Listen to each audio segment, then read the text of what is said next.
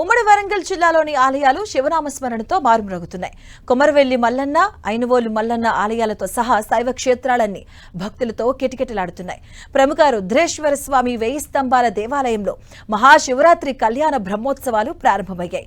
ఉదయం 5 గంటలకు సుప్రభాత సేవ, మంగళ వాయిద్య సేవతో పాటుగా రుద్రాభిషేకం నిర్వహించారు. శివరాత్రి పర్వదినానికి సంబంధించి మరింత సమాచారం మా స్పెషల్ కరెస్పాండెంట్ కేకే అందిస్తారు.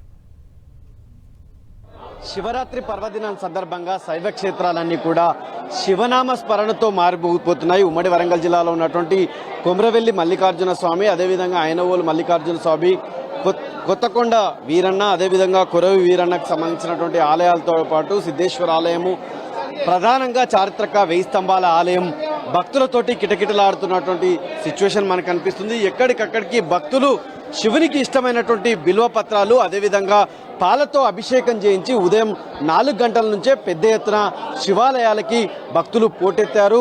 ఉదయం నుంచే, ప్రాతకాలం నుంచే సుప్రభాత సేవ నుంచి స్టార్ట్ అయినటువంటి ఆలయాలు ఇప్పటి వరకు చాలా పీక్ స్టేజ్కి వెళ్ళినటువంటి పరిస్థితి. ఎక్కడికక్కడికి భక్తులు లైన్లలో శివనామ స్మరణతోటి స్వామివారిని మనసులో తలుచుకుంటూ స్వామివారి దర్శనం కోసం బయలుదేరుతున్నటువంటి సిచ్యువేషన్. ప్రస్తుతం మనం 1000 స్తంభాల ఆలయంలో ఉన్నాం. 1000 స్తంభాల ఆలయంలో చూడొచ్చు, స్వయంభూ అంటే లోపల ఉన్నటువంటి శివునికి అభిషేకం చేసి మొత్తం తమకు తరించిపోతున్నటువంటి సిచ్యువేషన్ ఎక్కడికక్కడికి ఉంది. దాదాపు క్యూ లైన్ల లోపల పెద్ద ఎత్తున దాదాపు 2 కిలోమీటర్లకు సంబంధించినటువంటి క్యూ లైన్ల లోపల భక్తులు చాలా క్రమశిక్షణతోటి ఆలయం లోపలికి వచ్చి శివుని దర్శించుకుంటున్నటువంటి సిచ్యువేషన్ మనం 1000 స్తంభాల ఆలయంలో చూడొచ్చు.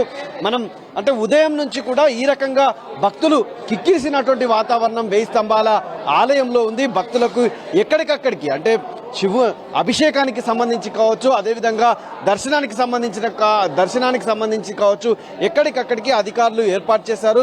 పోలీసులు కూడా భారీ ఎత్తున బందోబస్తు ఏర్పాటు చేశారు. ఇక్కడ ఉన్నటువంటి వాలంటీర్స్, స్వచ్ఛంద సంస్థలు నేరుగా ఇక్కడ ఉన్నటువంటి స్వామివారి దర్శనం కోసం ఏర్పాటు చేసినటువంటి ఏర్పాట్ల లోపల తలములకలైనటువంటి సిచ్యువేషన్ మనకు కనిపిస్తుంది.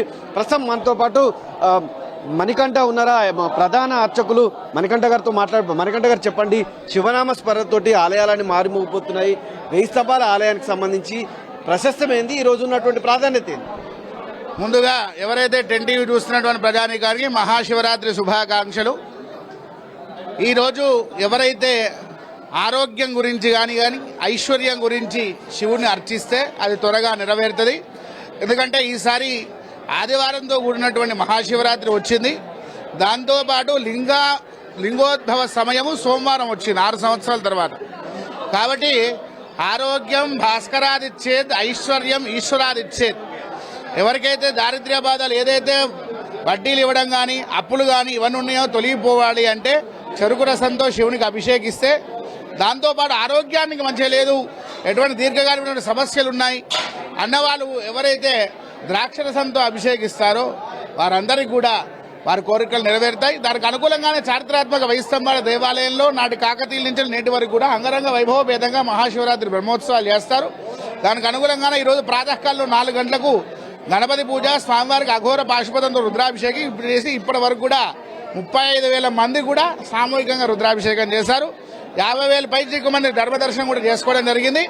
ఆలయంలోకి పెద్ద ఎత్తున భక్తులు వచ్చి మొత్తం దైవ దర్శనం చేసుకుంటున్నటువంటి పరిస్థితి. దైవ దర్శనం చేసుకుంటున్నటువంటి భక్తులకు ఎక్కడికక్కడికి కూడా ఏర్పాటు చేశామని చెప్పి మొత్తం మణికంఠ తనకు సంబంధించినటువంటి అభిప్రాయం వ్యక్తం చేస్తున్నారు. శైవ క్షేత్రాలన్నీ కూడా శివనామ స్మరణతో మారిపోతున్నాయి. ప్రత్యేకంగా 1000 క్వింటాల పెరుగు పాలతోటి స్వామివారిని అభిషేకించి బిల్వ పత్రాలతోటి స్వామిని ప్రసన్నం చేసుకునేటువంటి పరిస్థితి 1000 స్తంభాల ఆలయంలో ఉంది. కెమెరామెన్ సునీల్తో కేకే 10 టీవీ వరంగల్.